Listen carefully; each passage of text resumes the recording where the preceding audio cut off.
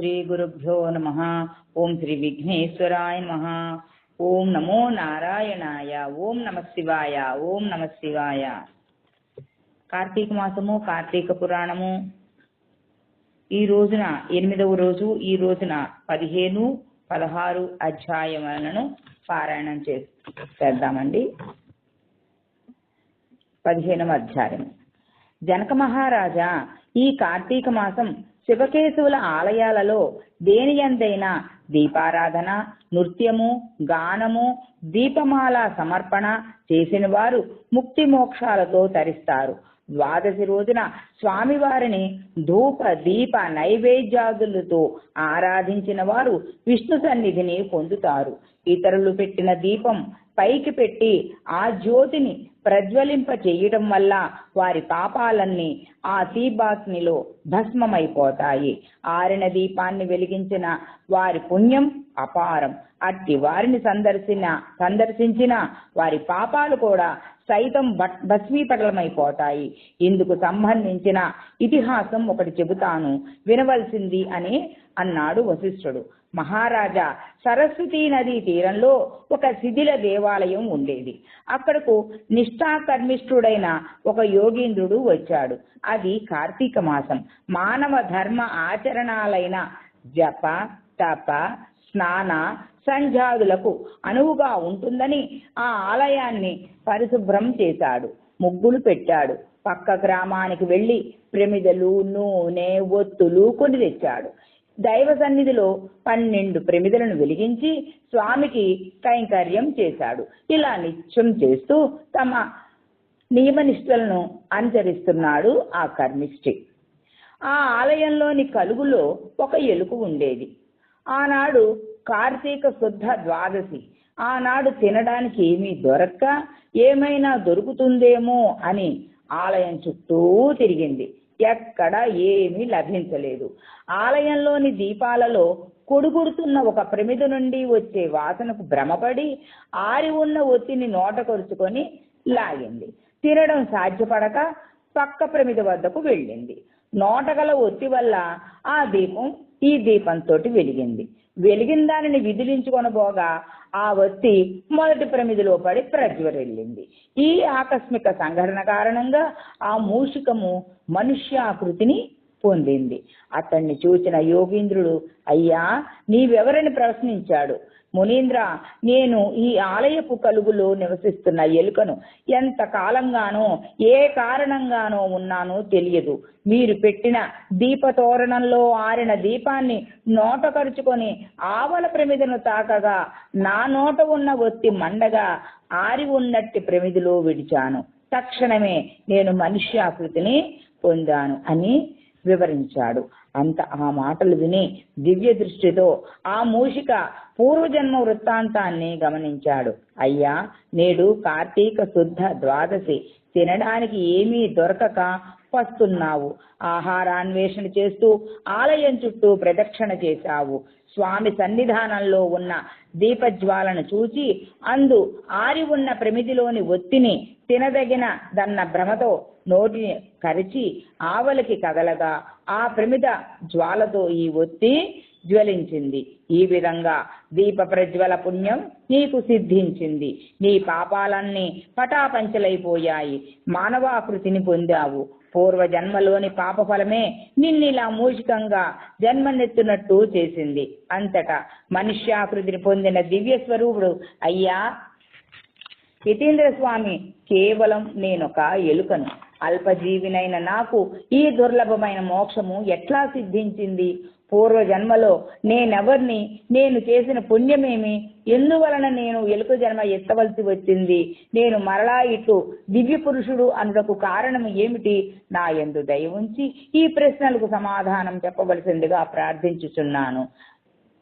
మీరు దివ్య దృష్టి గల తపస్సంపన్నులు. నా సందేహాలను తీర్చి పుణ్యం కట్టుకోండి స్వామి అని అర్థించాడు ఆ దివ్య పురుషుడు. యతీంద్రుడు ఎలుక దివ్య పురుషుడిగా ఎట్లయ్యనో వివరించసాగాడు. నాయనా, దివ్య పురుష, నువ్వు పూర్వజన్మలో బాహ్లికుడు అనే జైమిని గోత్ర బ్రాహ్మణుడవు. ఆ జన్మలో నీవు నిరంతర ధనర్జనాపరుడవై, సంసార పోషణ పరాయణుడవై, ఆధ్యాత్మిక చింతనారహితుడవై, ధనలుబ్ధుడవై జీవించావు. స్నాన సంధ్యాదులు విస్మరించాడు. పండితులను సాధు సజ్జనమును నిందించేవాడివి. దేవతార్చలను విస్మరించావు. ఒక దైవ దర్శన గాని పూజలు గాని నిర్వర్తించగా నిరంతరం ధనాపేక్షతో మెలిగావు. అర్థం కోసం అంటే డబ్బు కోసం శ్రాద్ధ భోజనాలు కూడా వెళ్ళేవాడివి. నీకొక వ్రతము లేదు, ఉపవాసము లేదు, దొరికినంత వరకు తినడమే ధ్యేయంగా పెట్టుకున్నావు. అంతేకాక బలులను, పిశాచ బలులను కూడా ఆరగించావు. వేద మార్గాన్ని తప్పి ఉన్నావు. అందగత్తె అయిన భార్యను తృణీకరించి సేవకరాలతో కులికేవాడివి. సేవిక చేతి అన్నం తినేవాడివి. అత్యంత హీనంగా ప్రవర్తించేవాడివి. దాన ధర్మాలనేవి లేకుండా పాలు, పెరుగు, నెయ్యి అన్ని అధిక ధరలకు అమ్ముకుంటూ ధనార్జన చేశావు. నీవు తినక, ఒకరికి పెట్టక, దాన ధర్మాలు చేయక, కూడబెట్టిన ధనమంతటిని భూమిలో దాచిపెట్టావు. నీ కర్మమేమో గాని అది నీకు గాని భార్యాపుత్రులకు గాని అక్కరకు రాలేదు. ధనాశతో అందరినీ పట్టి పీడించే ఆ బాహ్లికుడు హఠాత్తుగా మరణించడంతో అతడు సంపాదించిన ధనము భూస్థాపితమై ఎవ్వరికీ అక్కరకు రాకుండా పోయింది. అంత్యమున ఆయా పాప ఫలితముగా బాహ్లికుడు నరకలోకంలో శిక్షలను అనుభవించసాగాడు. అనంతరం మరుజన్మలో ఎలుకగా పుట్టావు. ఈ రోజు కార్తీక శుద్ధ ద్వాదశి. పుణ్యదినం అవ్వడం వలనను తెలియకుండా నీవు విష్ణు సన్నిధిలో దీపాలు వెలిగించిన పుణ్యవశమున ఇప్పుడు దివ్య పురుషుడిగా అవతరించావు. దీనికి కారణం నీ పాపాలన్నీ పటాపంచలైపోవటమే. కావున కార్తీక మాసంలో విష్ణు సన్నిధిలో దీపారాధన చేసినచో వచ్చు పుణ్యఫలం అంతటి అని చెప్పలేము. కాబట్టి కార్తీక మాస వ్రతాచరణ అత్యంత పుణ్యదాయకము. దీని వలన 7 తరాలు వారు సుఖింతురు. గత జన్మల పాపముల నుండి విముక్తులవ్వగలరు. పుణ్యాత్ములై పరమపదము పొందగలరు అని చెప్పాడు. నాటి నుండి ఎలుక జన్మము నుండి విముక్తి పొందిన ఆ దివ్య పురుషుడు ప్రతి సంవత్సరము కార్తీక మాస వ్రతాచరణలో నిష్ఠగా ఉండి దాన ధర్మములు చేస్తూ అత్యంత శ్రద్ధాభక్తులతో నిత్యము భగవదారాధనలతో గడిపి అంత్యమున మోక్ష ప్రాప్తిని పొందాడు. కావున కార్తీక శుద్ధ ద్వాదశి నాడు నిష్ఠతో భగవదారాధన చేస్తూ ఆధ్యాత్మిక చింతనాపరుడై నిష్కల్మషంగా నిర్మలమైన మనస్సుతో స్నాన, దాన, పూజ, దీప, పుష్పార్చనాదికలను ఆచరించేవాడు శ్రీమన్నారాయణకు అత్యంత ప్రీతి పాత్రుడవుతాడు. అంత్యమున పాపరహితుడై విష్ణు సాయుధ్యాన్ని పొందగలడని తెలుసుకో అంటూ జనకునికి బోధించాడు వశిష్ఠ మహర్షుల వారు. 15వ అధ్యాయం సమాప్తము. ఇక 16వ అధ్యాయం గురించి తెలుసుకున్నాము. ఓ మిథిలా నగరాధిపతి, ఈ కార్తీక మాసమంతా శ్రీమన్నారాయణునికి అత్యంత ప్రీతిపాత్రమైనది. ఈ కార్తీక మాసము 4 రోజులు కూడా తాంబూల దానమును చేసిన వారు వచ్చే జన్మలో ఉన్నత పదవులను అలంకరించగలరు. ఈ 4 రోజులు విష్ణు సాన్నిధ్యములో రోజుకొక్క దీపము చొప్పున వెలిగించిన వారు స్వర్గలోకములో విష్ణుగాములు అవ్వగలరు. ఈ కార్తీక పౌర్ణమి రోజున నియమ నిష్ఠలతో శ్రద్ధా భక్తులతో ఆదిత్యుని పూజించి సూర్యుని ఎదుట స్నాన, దాన, జపాలను చేసిన వాడు సంతానవంతుడు కాగలడు. ఈ కార్తీక మాసములో కొబ్బరికాయను విష్ణు సన్నిధిలో ఒక సద్బ్రాహ్మణునకు దక్షిణ తాంబూలాదులతో ఇచ్చి దానమిచ్చిన వాడు ఆరోగ్య ప్రాప్తిని పొందుతాడు. అతని వద్దకు వ్యాధులు దరి చేరవు. ఆకస్మిక ప్రమాదాలు, మరణాలు, గర్భ విచ్ఛేదాలు సంభవించవు. కావున ఈ కార్తీక మాసములో విధి విధానమున శివ పూజలు, ఉపవాసాలు, దాన ధర్మాలు, బ్రాహ్మణులకు అన్న సంతర్పణ, వస్త్రాది దానములు చేసిన వారు మరుజన్మలో విష్ణు సాయుధ్యాన్ని పొందగలరు అనడంలో ఎట్టి సందేహము కూడా లేదు. జనక మహారాజా, ఈ కార్తీక మాసంలో చేయు పుణ్యకార్యములు అనంతరమైన ఫలితాన్ని ఇస్తాయి. ఈ కార్తీకంలో ఏ విధమైన వ్రతాలు, ఆరాధనలు చేయని వారు ఘోర నరకాన్ని పొందుతారు. శుక్ల పాడ్యమి మొదలు ప్రతిదినం మొత్తం 30 రోజులు రోజుకొక దీపాన్ని ఆలయ ద్వారం వద్ద గాని దైవ సాన్నిధ్యం వద్ద గాని ఉంచిన వారు దైవ సాన్నిధ్యాన్ని పొందుతారు. ఆదివారం సూర్యుణ్ణి ఆరాధించిన వారు సంతాన ఫలాన్ని పొందుతారు. దక్షిణ తాంబూలాదులతో నారికేళ ఫలాలు దానం చేస్తే సద్బుద్ధి కలిగిన జ్ఞానవంతులై వర్ధిల్లుతారు. దీపస్తంభాన్ని దర్శించిన వారి పాపాలు సూర్యుని వలన చీకట్లు తొలగిపోయినట్టు పోతాయి.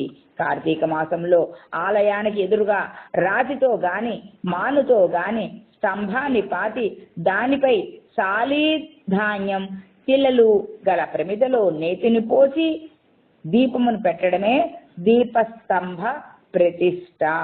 ఇందువల్ల మానులకు మనుషులకు పునర్జన్మ కలిగిన ఇతిహాసం కూడా ఒకటి ఉన్నది, వినవలసింది అని చెప్పారు వశిష్ఠ మహాముని.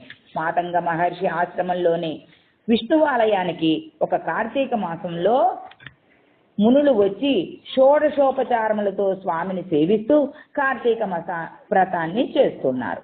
వారిలోని ఒక వృద్ధ మునీంద్రుడు వారిని ఉద్దేశించి, మునులారా, వచ్చే కార్తీక పౌర్ణమి నాడు ఆలయమందు దీపస్తంభాన్ని ఉంచుదాం, అది పుణ్యప్రదమైన పని కదా అని అన్నాడు. అందుకు ఆ మునులందరూ అంగీకరించారు. వారంతా అరణ్యానికి వెళ్లి ఒక నిటారైన మ్రానుని తెచ్చి ఆలయం ముందు పాతారు. సాలిధాన్యం తెల్లలతో కూడిన నేతి ప్రమిదతో దీపాన్ని వెలిగించి స్తంభంపై ఉంచి భక్తితో ప్రదక్షిణలు నమస్కారాలు చేశారు. అనంతరం వారంతా పురాణ కాలక్షేపం చేస్తున్నారు. అంతలో దీపస్తంభం ఫెళబెళా ఫెళబెళా అంటూ విరిగి పడిపోయింది. ఏమిటిలా జరిగింది అని చూస్తుండగానే అందుండి ఒక మనుష్యాకృతి ఆవిర్భవించి ముందుకు వచ్చి నమస్కరించి నిలబడ్డాడు. మునులందరికీ ఆశ్చర్యం కలిగింది. పుణ్యపురుషులారా, నేనొక బ్రాహ్మణుడును, నా పేరు ధనలోభుడు, సిరి సంపదలకు లోటు లేని సంపన్నుడును. కులవృత్తి గాని కులాచారములు గాని నేను ఎరుగను. దాన ధర్మాలు దైవ కార్యాలు ప్రసక్తే నాకు లేదు. చాలా నిరంకుశంగా బ్రతుకుతూ ఉండేవాణ్ణి. నన్ను ఆశ్రయించి వచ్చిన వారిని నిష్ఠూర వాక్యాలతో అవమానించేవాణ్ణి. తూలనాడి రక్తహస్తాలతో వారిని వెళ్ళగొట్టేవాడిని. పిల్లలు స్త్రీలు వృద్ధులు అనే భేదము లేకుండా హీనంగా నిర్దయగా చూచేవాణ్ణి. అందువలన నేను అనేక జన్మలెత్తి నరకయాతలను అనుభవించాను. నానా జన్మల అనంతరం అడవిలో మ్రానునై జన్మించాను. ఎండకు ఎండుతూ వానకి తడుస్తూ గాలికి ఊగుసులాడుతూ జీవిస్తున్నాను. మీరంతా అడవికి వచ్చి నన్ను నరికి తెచ్చి నిటారుగా మ్రానుగా చెక్కి ఆలయం ముందు నిలబెట్టి నాపై దీపాన్ని ఉంచారు. మీరు చేసిన ఈ మంచి కార్యం వల్ల మాను జన్మ తొలగిపోయి మనుష్య జన్మ దొరికింది. పూర్వ జన్మల స్మృతి కలిగింది. పుణ్యపురుషులారా, పరమనికృష్టమైన నాకి నరజన్మ కలిగిన వైనము తెలియజేయవలసిందని వేడుకున్నారు. ఓయి ధనలోభి, ఇది కార్తీక మాసం, చాలా గొప్పదైన మాసం. చేసిన పుణ్యకార్యం ఎంతటిదైనా అది అపారమైన ఫలితాన్ని కలిగిస్తుంది. సన్మార్గులకు దైవారాధకులకు కలుగు పుణ్యము వర్ణనాతీతము. అంతేకాదు, ఎంతటి పాపాత్ములైనా కించిత్ పుణ్యప్రాప్తి వలన పునీతులై తరిస్తారు. పశుపక్షాదులకే కాక మ్రానులకు రాళ్లకు సైతం పుణ్యఫలం కలుగుతుంది అని చరిత్ర తెలియజేస్తుంది అని అంగీరస మహర్షి యోగ దృష్టితో పరిశీలించి ఆలయం ముందు దీపాన్ని మోపిన కారణంగా పాపాలన్నీ పటాపంచలైపోయి నీ పూర్వజన్మ నీకు కలిగింది అని వివరించారు. 16వ అధ్యాయం సమాప్తం. రేపటి రోజున 17, 18 అధ్యాయాల గురించి తెలుసుకుందామండి.